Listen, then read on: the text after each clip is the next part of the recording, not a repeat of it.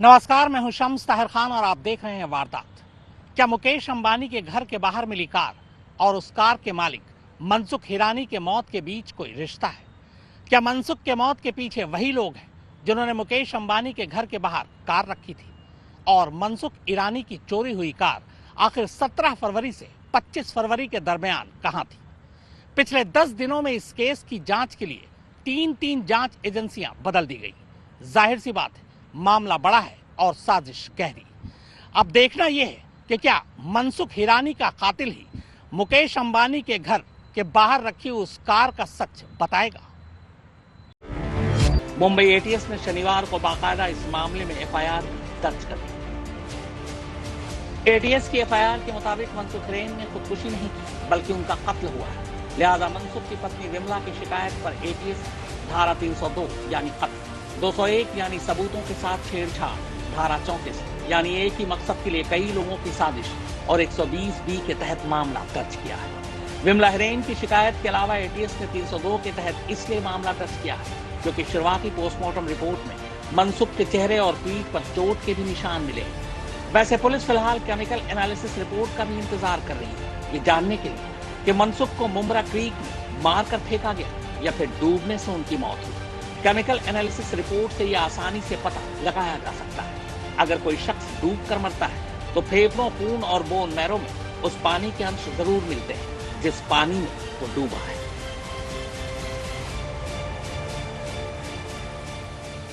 जब भी हम लोग ड्राउनिंग डेथ्स का एग्जामिनेशन करते हैं क्राइम सीन के ऊपर, तो एक साफ बोतल के अंदर वो जो जिस पानी में लाश मिली है उसको एकत्रित कर लेते हैं और पीएम के बाद जो बोन प्रिजर्व की जाती है ऑटोप्सी सर्जन द्वारा, वो एग्जामिनेशन के लिए आती है और वो डायटम्स का मिलान किया जाता है और जिससे ये बात सुनिश्चित हो जाती है।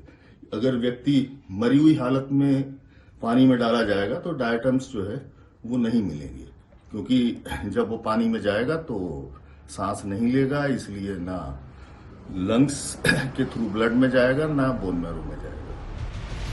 केमिकल एनालिसिस रिपोर्ट में यह भी पता चल जाएगा कि मनसुख के शरीर पर जो चोट के निशान मिले वो एंटीमॉर्टम है, ये पोस्टमॉर्टम, यानी मरने से पहले उन्हें चोट लगी या मरने के बाद। वैसे पुलिस ने मुंब्रा क्रीक के पानी के नमूने भी सुरक्षित रखे हैं ताकि उनका मिलान कराया जा सके। एंटीमॉर्टम ड्राउनिंग है कि पोस्टमार्टम ड्राउनिंग है, इसके लिए सबसे अच्छा जो परीक्षण होता है इसमें डायटम एग्जामिनेशन जो है आफ्टर डेथ या आफ्टर दी ऑटोप्सी और पोस्टमार्टम एग्जामिनेशन, जो लॉन्ग बोन्स होती हैं प्रेफरेबली फीमर या टिबिया, इनमें बोन मैरो के अंदर अगर डायटम मिलता है, डायटम जो है ये एल्गी होते हैं और डिफरेंट टाइप के एल्गीज होते हैं हर अलग अलग पानी के अंदर, और वो जो डायटम है वो अगर बोन मैरो के अंदर मिलता है तो ये बात सुनिश्चित हो जाती है कि इसकी ये एंटीमॉर्टम ड्राउनिंग है, यानी जिंदा आदमी पानी के अंदर डूबने से मृत्यु हुई है, क्योंकि वो लंग्स के थ्रू ब्लड स्ट्रीम में आता है और ब्लड स्ट्रीम से जो है it goes to the bone marrow. वैसे इस पूरे मामले में मनसुख हिरेन का मोबाइल फोन भी कई राज उगल सकता है, लेकिन उनका फोन पुलिस अभी तक बरामद नहीं कर पाई है। मनसुख के फोन का आखिरी लोकेशन वसई में पाया गया है। कमाल ये कि मनसुख का फोन 5 मार्च के करीब 10:30 बजे बंद हो गया था। जिस जगह ये मोबाइल स्विच ऑफ हुआ वो मीरा रोड के आसपास का इलाका था, जबकि करीब 2 घंटे के बाद उनके फोन का लोकेशन आखिरी बार वसई दिखा रहा, यानी 12:30 बजे के आसपास ये मोबाइल फिर से ऑन हुआ था। अब ये फोन खुद मनसुख ने ऑन किया था या किसी और ने, ये अभी रहस्य है। थाने वेस्ट में ये मनसुख हिरेन का घर है। 5 मार्च की रात करीब 8 बजे इसी घर में मनसुख हिरेन के पास एक फोन आता है। इसके बाद वो अपने घर वालों को बताते हैं कि क्राइम ब्रांच की तरफ से फोन है। 8:15 बजे वो इस घर से निकलते हैं ये कहकर कि किसी तावड़े साहब ने उन्हें बुलाया है पूछताछ के लिए। लेकिन थाने पुलिस की माने तो थाने पुलिस पे तावड़े नाम का कोई पुलिस अफसर है ही नहीं। अब सवाल यह है कि इस तावड़े का रहस्य क्या है। मनसुख की पत्नी विमला, उनके बेटे मीर और भाई विनोद, तीनों के बयान ये है कि 5 मार्च की रात करीब 8 बजे मनसुख के मोबाइल पर फोन आया था। तब मनसुख का बेटा मीत दुकान पर था। मनसुख ने अपने बेटे और बीवी को ये बताया कि क्राइम ब्रांच से किसी तावड़े साहब नाम के पुलिस अफसर का फोन आया और उन्होंने जांच के लिए अभी पुलिस स्टेशन बुलाया। इसके बाद वो 8:15 बजे घर से ऑटो में निकल जाते हैं, पर फिर कभी लौट कर नहीं आते। भी उनको बुलाया तो वो कल भी गए, पर रिटर्न वापस आए नहीं और उनका कॉल मतलब 10 बजे बाद कॉल बंद हो गया और कोई कांदीवली से क्राइम ब्रांच से कॉल आया था। फिर उसके बाद वो उनके जाने के आधे 1 घंटे बाद फोन बंद हो गया। थाने पुलिस के मुताबिक आसपास के किसी भी थाने में या पुलिस की किसी दूसरी यूनिट में तावड़े साहब नाम का ऐसा कोई अफसर ही नहीं जो स्कॉर्पियो केस की जांच से जुड़ा हो। अब सवाल यह है कि फिर तावड़े की असलियत क्या है? क्या किसी पुलिस अफसर के कहने पर तावड़े ने मनसुख को फोन किया?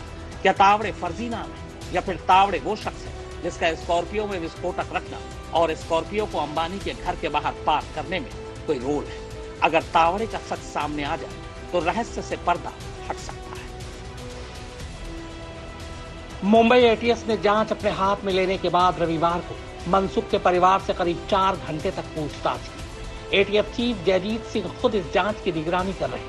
सीनियर एटीएस अफसर जिनमें डीआईजी शिवदीप लांडे भी शामिल है, सोमवार को उन्होंने उस जगह का भी दौरा किया जिस जगह मुमरा क्रीक से मनसुख की लाश मिली थी।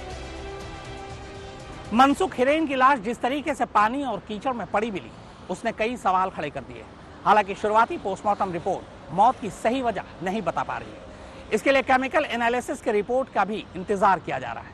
वैसे उनके शरीर पर जो चोट के निशान मिले, उसी के बाद एटीएस यानी एंटी टेररिस्ट स्क्वाड ने मामला कत्ल का दर्ज कर लिया है।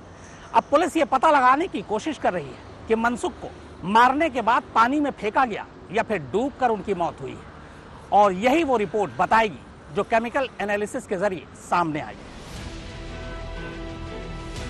सूत्रों के मुताबिक एटीएस की टीम ने थाने में मनसुख के इस घर से लेकर eastern expressway highway Nahar flyover तक की छानबीन की, जहां 17 फरवरी की शाम 6 बजे के करीब मनसुख की स्कॉर्पियो खराब हुई। 17 फरवरी की शाम 6 बजे मनसुख हिरेन थाने से मुंबई जा रहे थे अपनी स्कॉर्पियो कार में, लेकिन थाने टोल प्लाजा के बाद ठीक इसी फ्लाईओवर से पहले इस जगह पर उनकी गाड़ी खराब हो गई।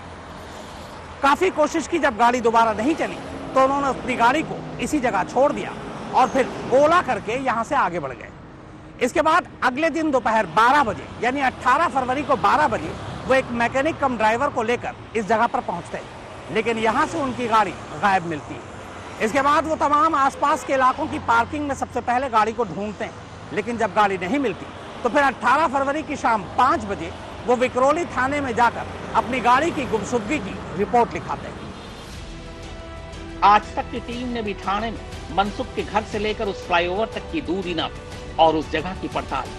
मनसुख के घर से नाहर फ्लाईओवर की दूरी करीब 6 किलोमीटर है। हाईवे होने की वजह से यहाँ हर वक्त गाड़ियां आती जाती रहती हैं, लेकिन हमने पाया कि इस फ्लाईओवर से करीब 1.5 किलोमीटर पहले थाने टोल प्लाजा के बाद पुलिस या पुलिस की कोई जिप्सी गश्त नहीं कर रही होती। थाने टोल के बाद और इस फ्लाईओवर के बीच में कहीं कोई सीसीटीवी कैमरा भी नहीं लगा है। ईस्टर्न एक्सप्रेस हाईवे पर जब मनसुख की गाड़ी खराब हुई थी तब शाम का वक्त था, थोड़ा सा अंधेरा था, थोड़ा सा उजाला था, लेकिन इस जगह पर अगर मैं आपको दिखाऊं, क्योंकि वो फ्लाईओवर उससे ठीक पहले यहाँ पे गाड़ी खराब हुई थी, आसपास में कोई सीसीटीवी कैमरा नहीं है, तो यहाँ पर गाड़ी खराब होने या गाड़ी पार्क करने की कोई निशानी या सबूत जो है वो नहीं मिल पाया। ये एक बिजी सड़क है, बिजी हाईवे, अक्सर यहाँ से गाड़ी गुजरती रहती है। अब यहाँ पर गाड़ी जो है शाम 6 बजे से अगले दिन सुबह तक खड़ी रहती है, क्योंकि मनसुख अगले दिन सुबह 12 बजे के करीब यहाँ पर आते हैं, तो लगभग 18 घंटे ये गाड़ी यहाँ खड़ी रहती है। अब यहाँ से ये गाड़ी कौन ले गया, किधर ले गया, ये एक राज, एक पहेली है।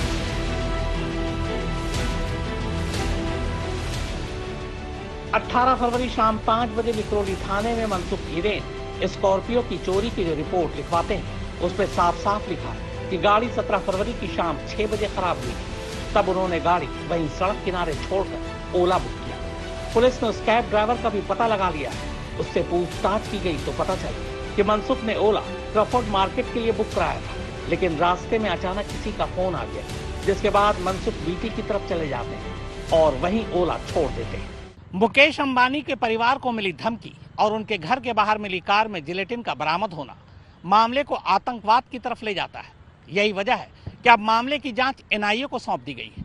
लेकिन मनसुख हिरानी की मौत की जांच फिलहाल महाराष्ट्र की एटीएस यानी एंटी टेररिस्ट स्क्वाड कर रही है और उसे इंतजार है मनसुख हिरानी की उस केमिकल एनालिसिस रिपोर्ट का, जिससे ये पता चलेगा कि आखिर मनसुख हिरानी की मौत का सच है क्या।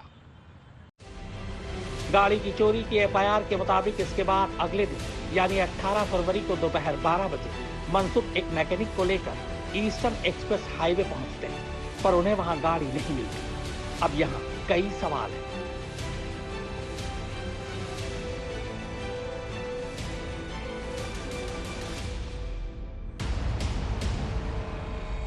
पहला, गाड़ी 17 फरवरी की शाम 6 बजे खराब हुई थी। अभी पूरी तरह से अंधेरा भी नहीं हुआ था। ऐसे में मनसुख उसी वक्त, उसी शाम या उसी रात किसी भी मैकेनिक को बुला सकते थे, पर उन्होंने ऐसा नहीं किया। क्यों? दूसरा, मनसुख उसी रात अपने घर लौटे। घर लौटने का उनका जो रास्ता है वो इसी ईस्टर्न एक्सप्रेस हाईवे से होकर गुजरता है। क्या वापसी में उन्हें अपनी गाड़ी दिखाई दी थी या फिर नहीं? तीसरा, एक गाड़ी सड़क किनारे पूरी रात खड़ी रहती है, फिर भी अगले दिन सुबह सुबह नहीं बल्कि वो दोपहर 12 बजे गाड़ी लेने पहुंचते हैं, यानी उन्हें गाड़ी के चोरी होने की कोई फिक्र ही नहीं है। अमूमन ऐसा होता नहीं। चौथा, अगर 17 फरवरी की शाम 6 बजे गाड़ी इस कदर खराब हो गई कि वो चल ही नहीं सकती थी, मनसुख को कैब बुलानी पड़ी, तो फिर सवाल ये है कि क्या चोर गाड़ी चुराने मैकेनिक के साथ आया था, ट्रेन लेकर आया था, या फिर चोर खुद ही मैकेनिक था? पांचवा, एक बंद पड़ी गाड़ी का यूं चोरी होना और चोर का उसे चलाकर ले जाना शक पैदा करता है। गाड़ी क्रेन से नहीं उठाई गई, ये लगभग तय है, क्योंकि क्रेन का रिकॉर्ड आसानी से मिल जाता है। छठा, मान भी लीजिए कि गाड़ी चोरी हो गई, तो फिर 17 फरवरी की रात से लेकर 25 फरवरी तक ये स्कॉर्पियो कहां खड़ी है? क्योंकि 25 फरवरी को ही इस गाड़ी में विस्फोटक रखकर इसे एंटीलिया के बाहर पार्क किया गया था। सातवां, सवाल यह भी है कि वो व्हाइट इनोवा कहां गायब हो गई जो इस स्कॉर्पियो के साथ एंटीलिया के बाहर गई थी? उस स्कॉर्पियो में बैठा ड्राइवर इस इनोवा में बैठकर आखिरी बार इनोवा समेत कहां गुम हो गया? ये सारे सवाल शक पैदा करते हैं कि क्या ठाणे से एंटीलिया तक पहुंचने की इस कहानी का सिरा मनसुख से जाकर मिलता है, या मनसुख को इस साजिश की सच्चाई का पता चल गया था? क्या साजिश में शामिल शख्स मनसुख का कोई जानने वाला था, या मनसुख को अंधेरे में रखकर उस शख्स ने ये सारी प्लानिंग की और फिर सच सामने आने के डर से उसने मनसुख को खामोश कर दिया? एक चीज साफ है, अगर मनसुख का सचमुच कत्ल हुआ है तो फिर इस कत्ल के तार सीधे एंटीलिया के बाहर खड़ी उस स्कॉर्पियो से जुड़ते हैं। यानी अगर मनसुख का कातिल हाथ आ जाए तो एंटीलिया की साजिश पूरी तरह से बेनकाब हो जाएगी। एनआईए को यही करना है। कैमरामैन विनोद शिकारपुरी के साथ शम्स ताहिर खान, ठाणे, मुंबई, आज। तो फिलहाल एनआईए और एटीएस दोनों ही इस साजिश को बेनकाब करने की कोशिश में जुटी है। देखिए सच कब तक सामने आता है। फिलहाल वारदात में इतना ही, मगर आज तक पर खबरों का सिलसिला लगातार जारी है।